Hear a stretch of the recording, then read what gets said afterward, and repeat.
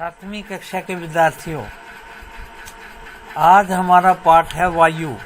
जबकि आधे से ज़्यादा पढ़ दिया, इसमें कुछ अंश बचे हैं, वो हमने करने हैं। इन प्रश्नों को दोबारा करना है और साफ साफ कॉपी में लिखना है।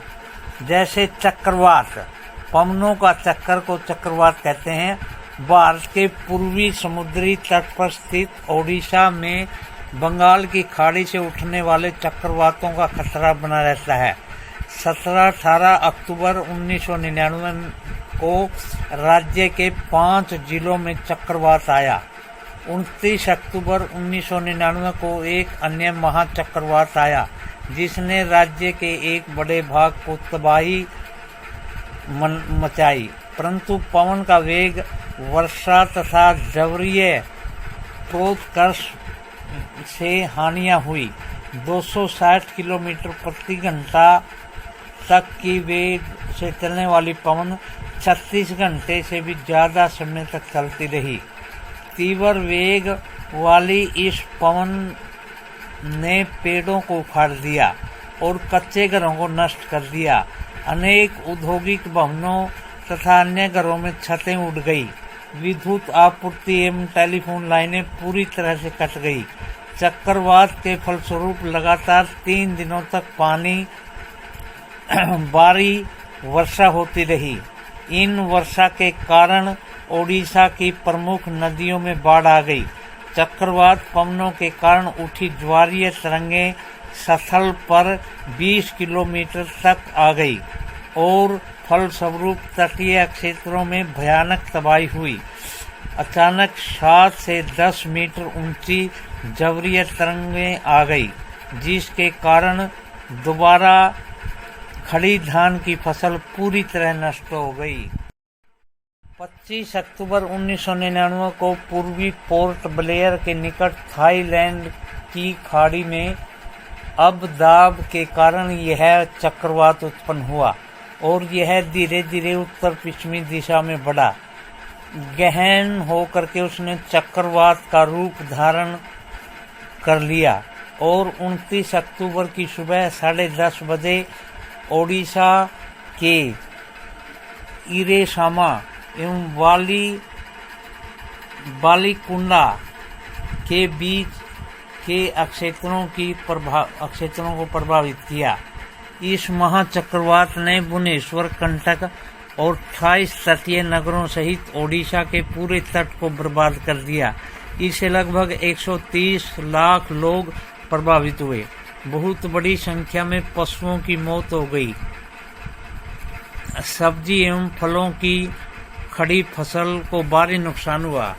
जवरीय से उत्पन्न हुई लवणता के कारण ही कृषि योग्य विशाल भू क्षेत्र अनुपजाऊ हो गया। साल, सागवान एवं बांस के बगान वाले विशाल भू क्षेत्र नष्ट हो गए। पारादीप एवं कोणार्क के बीच स्थित मैंग्रोव के बंगाल लुप्त हो गए। आर्द्रता यानी नमी, जब जल पृथ्वी एवं विभिन्न जलांशों से वाष्पित होता है तो यह जल वाष्प बन जाता है। वायु में किसी भी समय जल वाष्प की मात्रा को आर्द्रता कहते हैं।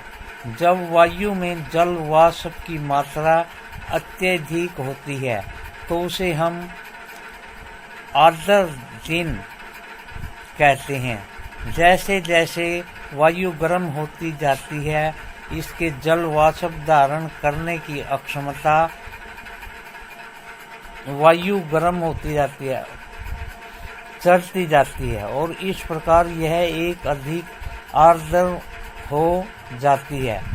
आर्द्र दिन में कपड़े सूखने में काफी समय लगता है एवं हमारे शरीर में पसीना आसानी से नहीं सूखता और हम असहज महसूस करते हैं। जब जल वाष्प ऊपर उठता है तो यह ठंडा होना शुरू हो जाता है।